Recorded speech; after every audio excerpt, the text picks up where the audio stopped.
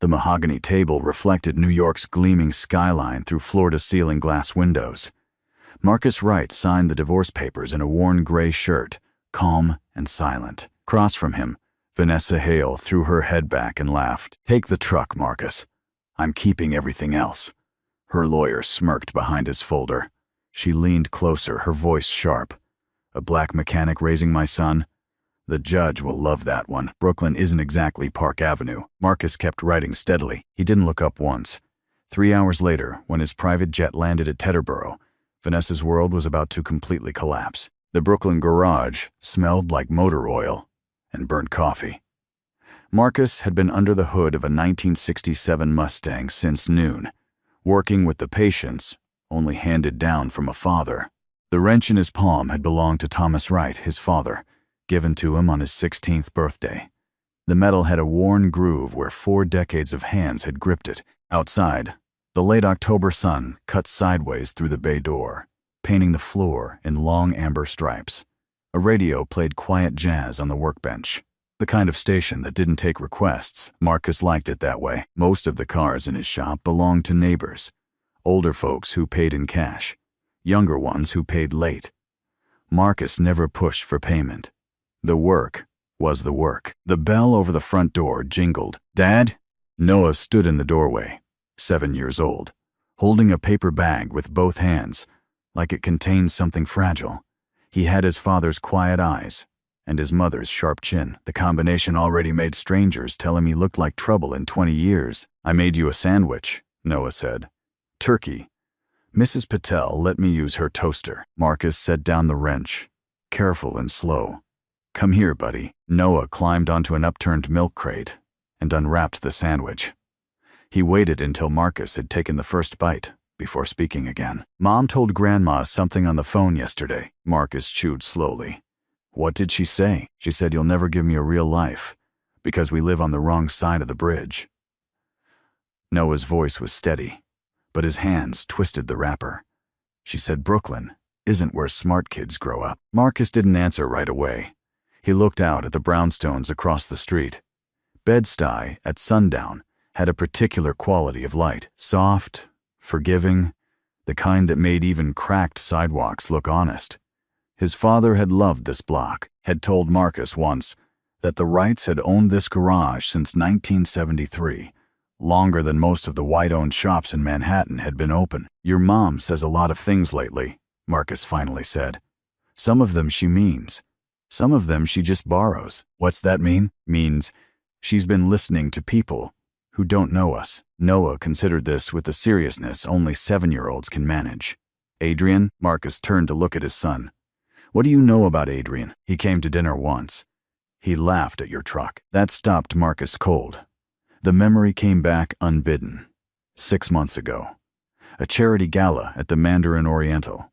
Vanessa had insisted he come. He'd worn the one good suit he owned, navy, slightly too tight in the shoulders. She'd walked him through the room of bankers and developers like a man walks a dog he's not sure about. "This is my husband," she'd said when Adrian Cole introduced himself. Then, with a small apologetic smile she thought Marcus hadn't seen, she'd added, "He's a mechanic." Adrian had taken Marcus's hand and held it a beat too long, glancing at the calluses and motor oil staining his fingernails. He'd smiled the kind of smile that didn't reach his eyes. "Honest work," Adrian had said. "We need more of that in the city." But his tone had said the opposite. What he'd really meant was that Marcus didn't belong in that room.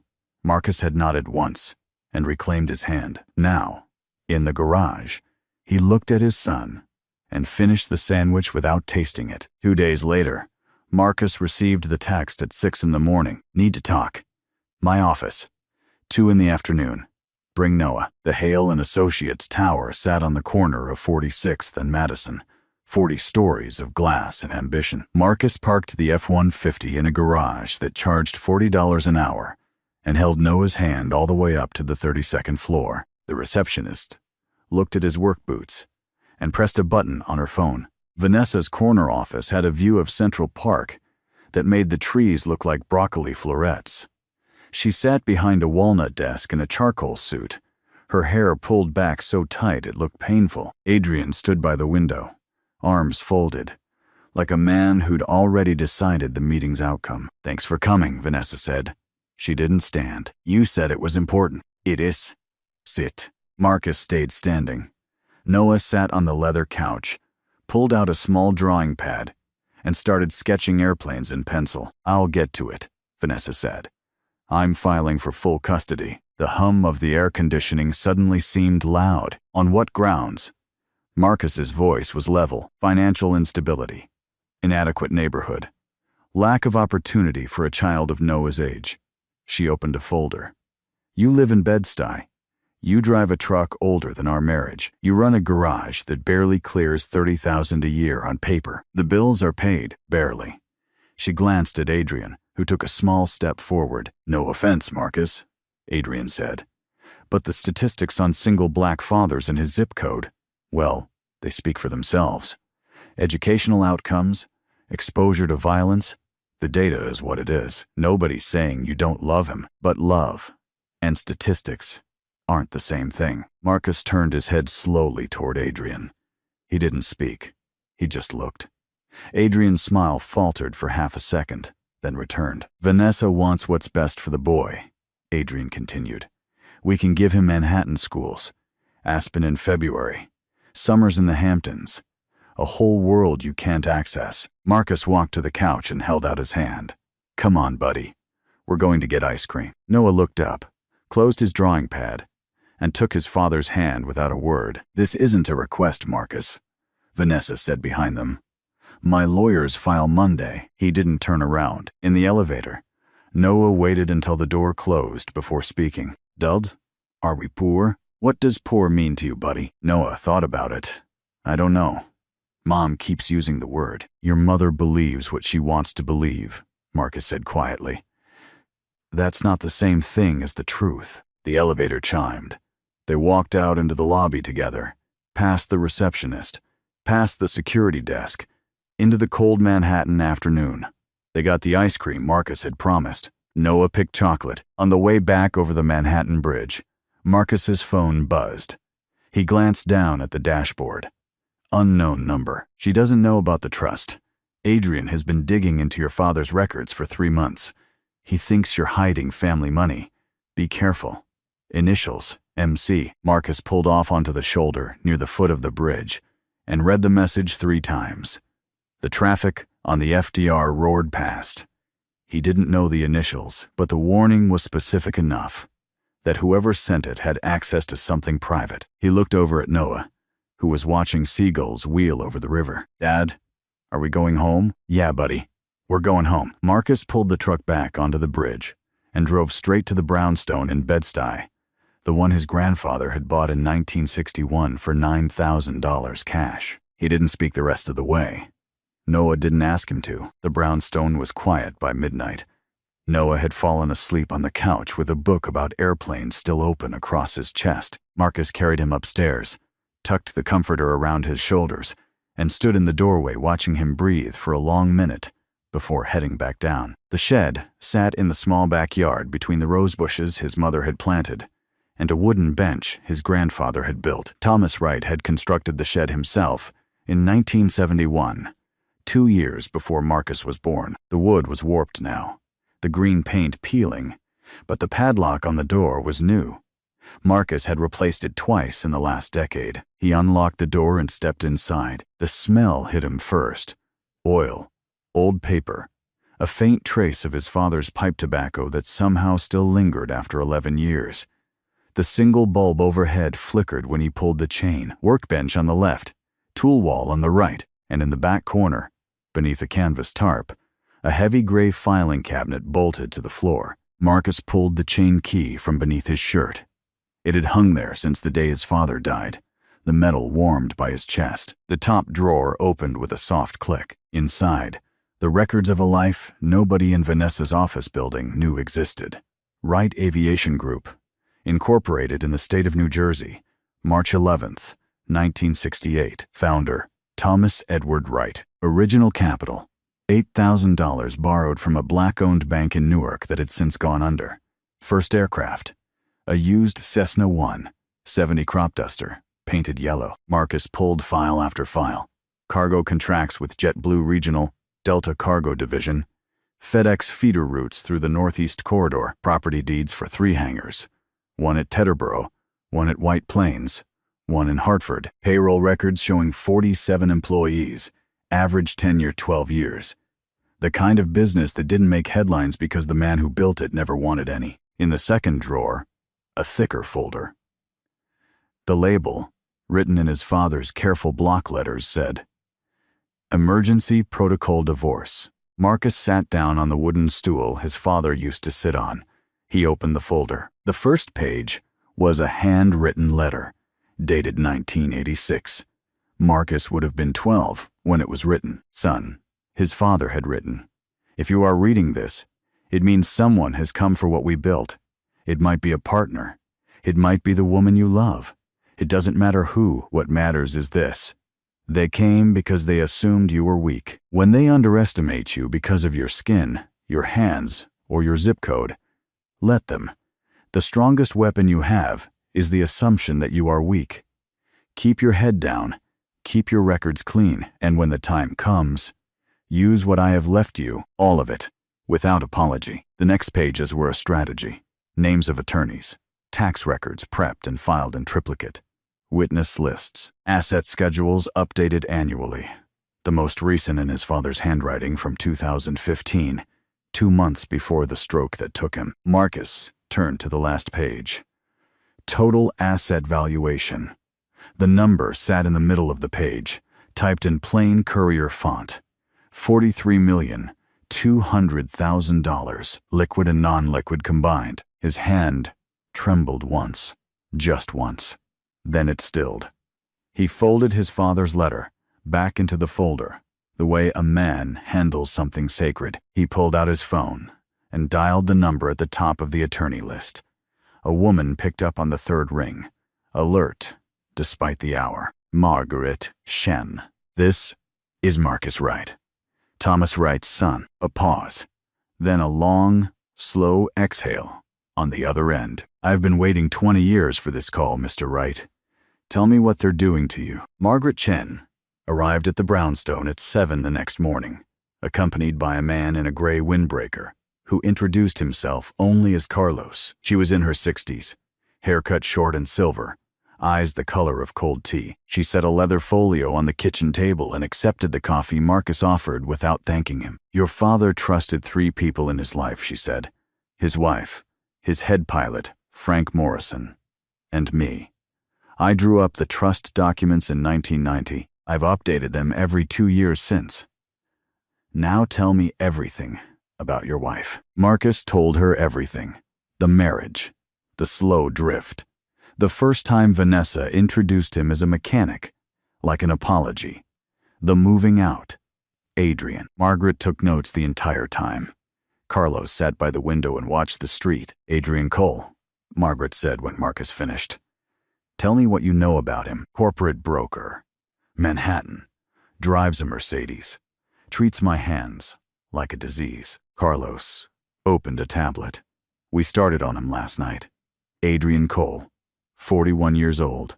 3 prior relationships of interest in the last decade.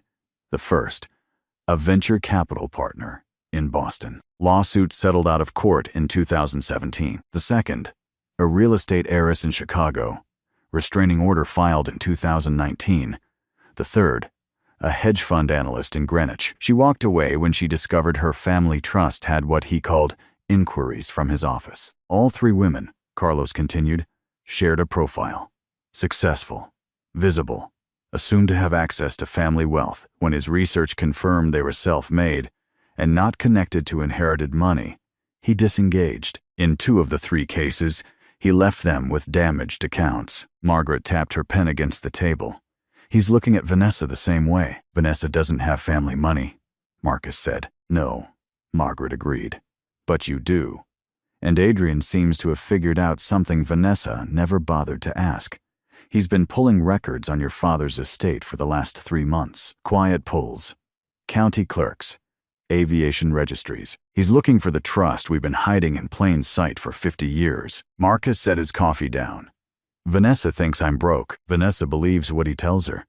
And he's told her a very specific story. Margaret pulled a printed page from the folio. He's convinced her that you're hiding assets, not because there's evidence, but because he's leaned on a stereotype that doesn't require evidence. The black blue-collar guy with the suspicious side hustle. The quiet cash flow, the mysterious savings. He didn't have to argue it, he just had to suggest it, and she believed him. She wanted to believe him, Marcus. There's a difference. The custody filing isn't really about Noah.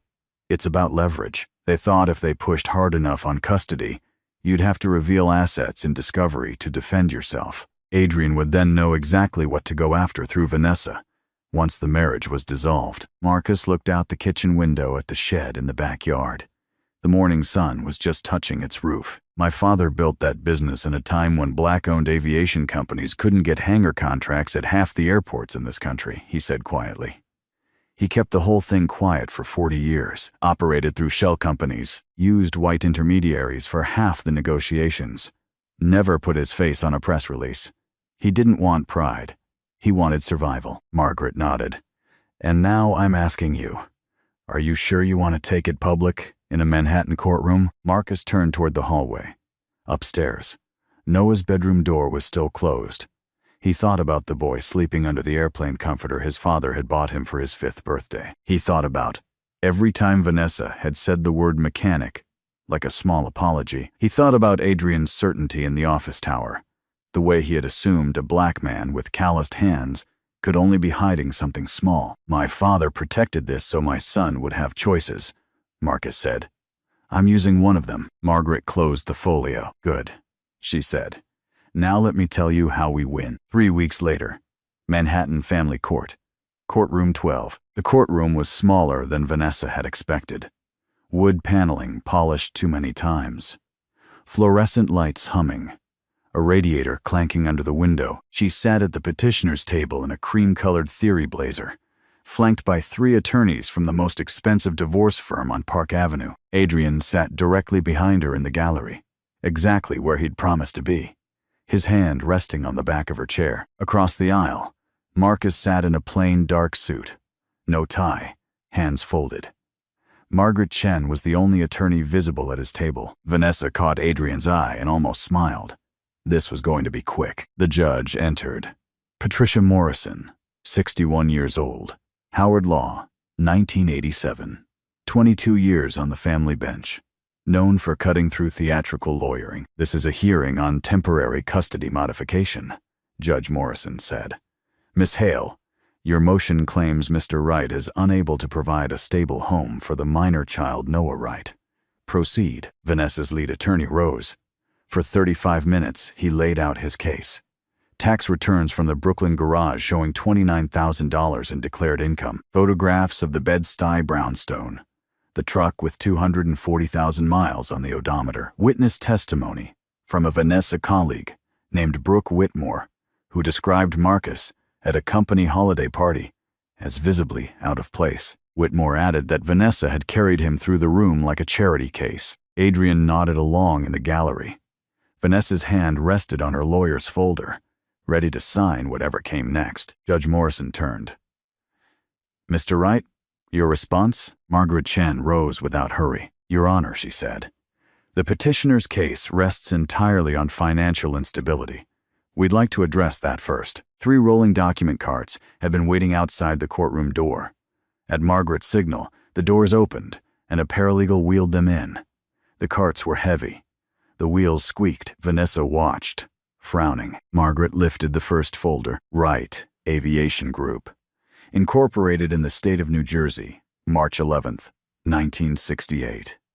Founded by Thomas Edward Wright, the respondent's father, one of 3 black-owned aviation companies in the United States to survive the deregulation crisis of the late 1970s. Current holdings: 12 aircraft valued at $18 million. 3 hangars in New Jersey, New York, and Connecticut, valued at $12 million.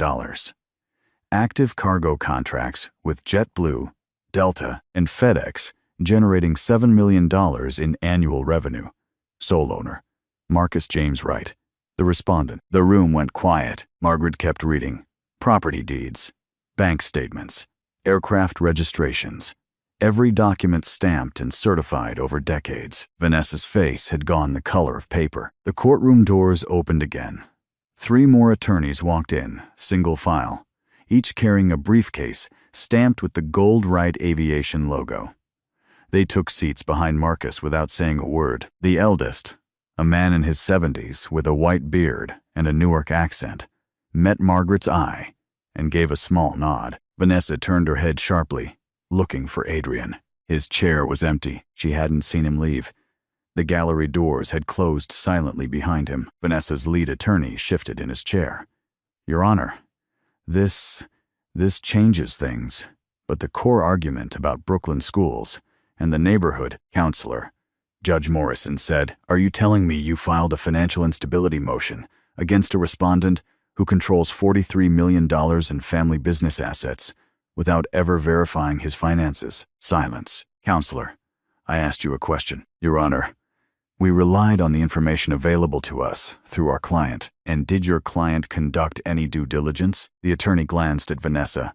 "She didn't look up." "Miss Hale," Judge Morrison said directly, "did you ever ask your husband about his father's business?" Vanessa opened her mouth, closed it. "No," she finally said. "Did you investigate his financial situation before filing this motion?" My attorneys." "Did you assume?" Miss Hale. The word landed like a gavel. "I assumed." Judge Morrison wrote something on her bench notes. The radiator clanked. "This hearing will reconvene in 30 days for final ruling," she said. "Custody remains with Mr. Wright until that date. Miss Hale, I suggest you and your counsel use the next month very carefully." The gavel came down. Marcus stood, shook Margaret's hand, and walked out without looking back. Vanessa stayed in her chair, staring at the empty seat in the gallery behind her. By the time Vanessa made it to the courthouse steps, Adrian was 3 blocks away and not answering his phone. She tried him in the cab. She tried him from the lobby of her building. She tried him from her office, where the partner on her floor pretended not to notice she had been crying. By midnight, she had called him 17 times, sent 24 texts, and left 4 voicemails ranging from confused to furious to begging. At 6 the next morning, the email arrived. "Vanessa," it read, in his flat corporate font, "I'm not who you thought I was. Neither were you. I assumed you knew about Wright Aviation. I assumed you were hiding family money. That was the only reason I was interested. Now that I see how this ends, I'm out. Best of luck with everything. Initial A." She read it 3 times. And then she went to the bathroom and was sick. At 9:15, her firm's managing partner called her into his office. He was kind, which somehow made it worse. He said the words client concerns and reputational exposure and indefinite leave. He didn't say fired. He didn't have to. The locks on her office door were changed by the time she came back from lunch to collect a coat she'd forgotten. Meanwhile, Marcus had picked Noah up from school an hour early. The 2 of them sat in a booth at Junior's in Brooklyn Heights, sharing a plate of fries and a vanilla milkshake with 2 straws. Noah didn't ask about court. He was old enough to know that whatever had happened, his father had won, because his father was here, and his father was calm. Marcus watched his son dunk a fry into ketchup with the kind of concentration only 7-year-olds bring to lunch. The diner was warm and quiet. The booth vinyl creaked when Noah leaned forward. For a long minute, Marcus let himself believe the worst was behind them. He memorized the moment the way his father had taught him to memorize good things. "Dad?" "Yeah, buddy. Can we go see Mr. Frank this weekend?" Marcus looked up from his coffee. "Why Mr. Frank? You said one day you'd show me where Grandpa kept his airplanes." Marcus nodded slowly. Yeah, we can do that. Saturday." Noah grinned and went back to his fries. That night, after Marcus put Noah to bed, his phone buzzed on the kitchen counter. He almost didn't check. Almost. Unknown sender. No subject line. 3 words. "You won today. This isn't over." Initial A. Marcus stared at the screen for a long minute. Then he forwarded the email to Margaret Chen with a single line of his own. "He is not going to stop." Margaret's reply came within 4 minutes. "Don't engage. Cameras at every door by tomorrow. Carlos will be by at 8 a.m. Carlos arrived at 7:45, dressed the same as before, carrying 2 duffel bags. By noon, the brownstone had 8 cameras covering every approach, motion sensors on the back fence, a reinforced lock on the shed door, and a panic button installed behind the kitchen counter, linked to a private security firm Margaret retained. "You're not paranoid if they really are watching," Carlos said as he packed his tools. "Your father understood that. Your wife is going to figure it out, eventually too." Marcus walked him to the door. "She's not my wife anymore. Then she'll figure it out as the mother of your son." Carlos paused on the porch. "Mr. Wright, your father hired me in 2002, drove me to my naturalization ceremony himself, gave me a Christmas bonus every year I never expected. When people ask what kind of man he was, I tell them this: he was the kind of man who made other men want to be better. You're his son. You understand what that means." Marcus nodded once. "I do." Carlos walked to his car and drove off. Marcus stood on the porch in the early November cold for a long moment, watching the leaves blow down the street. Inside the house, Noah was already at the kitchen table eating cereal, asking when Saturday would arrive. Saturday came clear and cold. Marcus put Noah in the passenger seat of the F-150 at 7 in the morning, handed him a thermos of hot chocolate, and pointed the truck west toward the George Washington Bridge. Noah didn't take his eyes off the skyline as they crossed. "Dad, is the airport far?" 20 minutes from here. Less if traffic stays clean." "What kind of planes does Mr. Frank have?" "All kinds. You'll see." They pulled off the highway into a gravel road, marked only by a small sign that read, "Wright Aviation Group, Private Property," in white letters on a black field. The road curved through a stand of pines and opened onto a tarmac the size of a city block. Noah's mouth opened slowly. 3 jets sat in a neat row, gleaming in the morning sun. A Beechcraft King Air in the center, painted white with a navy blue stripe, and the word "Wright" lettered in clean black across the tail. Beyond it, 2 cargo planes, one with the FedEx feeder logo on the fuselage. A massive hangar stood at the far end, its rolling doors open to reveal more aircraft inside. A man in his 50s stepped out of the office building beside the hangar. Frank Morrison wore a navy windbreaker over coveralls, the kind of clothes a man wears when he doesn't need to impress anyone. He'd been head pilot for Thomas Wright for 20 years, hangar manager for the last 11. "Marcus," Frank said. Then he saw Noah, and his expression shifted into something tender. "And you must be the boy I've been hearing about." Noah was still staring at the King Air. "Mr. Frank," Marcus said, "I want my son to see his grandfather's company." Frank nodded. "Come on, kid. Let's start with the bird in the middle." Noah walked toward the King Air like it was a cathedral. He put his hand against the cold metal of the fuselage, then pulled it back, then placed it again. He looked up at the tail, at the name Wright painted there, then turned to his father. "Dad, did Grandpa build all of this?" Marcus crouched down to be at eye level with his son. He built the company in 1968, bought his first plane that year, a used crop duster. Yellow. He flew it himself for 3 years before he could afford a second one. "In 1968? Yeah, buddy." Noah was quiet for a long moment. "A black man built all of this? In 1968? He did. That was hard, wasn't it?" Marcus felt something catch in his throat. "Yeah," he said quietly. "It was very hard. People told him he couldn't. People told him he wouldn't be allowed to. He did it anyway." Noah looked at the plane again, then back at his father. "He built it so nobody could ever tell you what you're allowed to become," Marcus said. "Now it belongs to us. Someday, if you want it, it'll belong to you." Noah didn't answer. He just leaned forward and pressed his forehead against the cold side of the plane. Frank cleared his throat softly. "How about we get inside the cockpit, kid?" 5 minutes later, Noah was strapped into the captain's seat, headset on, hands gripping the yoke. Frank stood behind him, pointing out instruments. Noah's whole face had changed. It was the kind of face a child wears when they realize the world is bigger and more interesting than they'd been told. Marcus stood in the hangar doorway watching them. He remembered standing in the same spot when he was 7 years old, his father behind him, saying the same thing he was about to say to Noah. "The sky doesn't ask what color you are," Thomas Wright had told him. That's why I love it up there. Marcus thought about that a long time. 2 weeks passed. The wind turned colder. Margaret filed counter motions and discovery requests on a tight schedule. Adrian sent no more emails. Vanessa, who had moved into her mother's apartment on East 82nd Street, sent Marcus polite, brief texts about pickup times, and never asked for more. Then, on a Tuesday night, the call came. "Mr. Wright, this is Dr. Sarah Chen, NYU Langone, Emergency Department. Your ex-wife was brought in 20 minutes ago. She listed you as her emergency contact, and we have not been able to update her file." Marcus sat down on the edge of his bed. "Is she alive?" "Yes. Stable. She was struck by a vehicle at the corner of Lexington and 82nd. The vehicle didn't stop.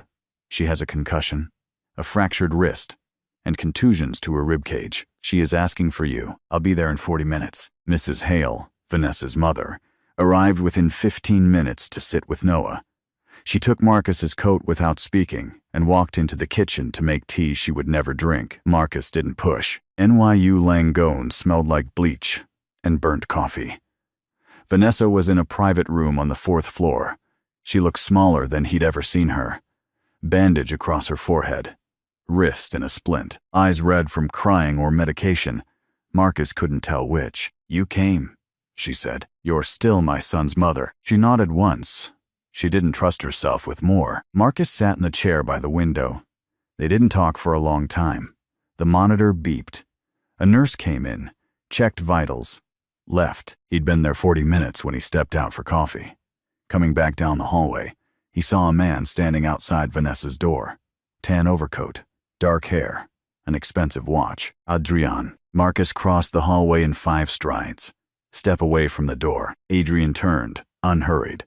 "Marcus, didn't expect to see you here." Step away from the door. Adrian raised his hands in mock surrender, smiling thinly. "I just came to check on her. I heard about the accident. Word travels fast in this city. She doesn't want to see you." "You sure about that?" "I'm sure." Marcus stepped between Adrian and the door. "And it's interesting. The way you heard about a hit-and-run accident before her own family did." Adrian's smile flickered. Vanessa made some very powerful people unhappy over the past 6 months. Clients who lost deals, investors who watched her name dragged through trade papers. Some people have long memories. "You're telling me to be afraid for her." "I'm telling you that bad things sometimes happen to people who make bad choices." Adrian's eyes were flat now. "I'm in Boston this week, by the way. 2 witnesses, hotel receipts. Sometimes accidents are just accidents, Marcus." He turned and walked toward the elevator. Marcus didn't move until the elevator doors closed behind Adrian. The hallway suddenly felt colder than the November night outside. At the nurse's station, he asked them to add Adrian Cole to the Do Not Admit list. Then he stepped into a stairwell and called Detective Sarah Kim of the NYPD's 78th Precinct. He told her exactly what Adrian had said, word for word. 8 days later, Detective Kim called him back with news. The rental car had been returned with front-end damage to a Hertz location in Yonkers. The fake ID Adrian had used didn't match the credit card he'd placed on file for insurance. The rental kiosk's camera had captured a clear shot of his face. NYPD picked him up at his apartment that morning. He was charged with hit and run, aggravated assault, and 3 counts of identity fraud. Marcus drove to NYU Langone, walked to Vanessa's room, and showed her the text he had just typed. "It's over. He's done." She read it once. And then, for the first time in over a year, she cried about something other than her own embarrassment. 12 days later, after she had been released from the hospital, and her firm had formally terminated her, Vanessa knocked on the door of the brownstone in Bed-Stuy at 5:30 in the afternoon. Marcus opened it. He didn't seem surprised. "Noah's at a friend's house until 7, he said. "Come around back." The yard behind the brownstone was small but tidy. 2 folding chairs sat on the back porch facing the shed. Marcus had set out 2 mugs of coffee. The November light was already fading, soft and gray. The kind of light that didn't hide things. Vanessa sat. Her wrist was still in a brace. She didn't try to dress up what she had come to say. She didn't cry. She just looked across the small yard at the old wooden shed, and spoke quietly. "I was ashamed of you," she said. "I was ashamed because you were a mechanic. I was ashamed because you were black, and my mother never once approved, and I let her tone become my tone. I was ashamed of myself standing next to you, in rooms full of white people who made more money than they deserved, and instead of being ashamed of them, I was ashamed of you." Marcus didn't speak, and Adrian saw it. Vanessa continued. "He saw it the first night he met you at that gala. He saw exactly where I was vulnerable, and he used it. He fed me a story about you that lined up with the story I was already telling myself.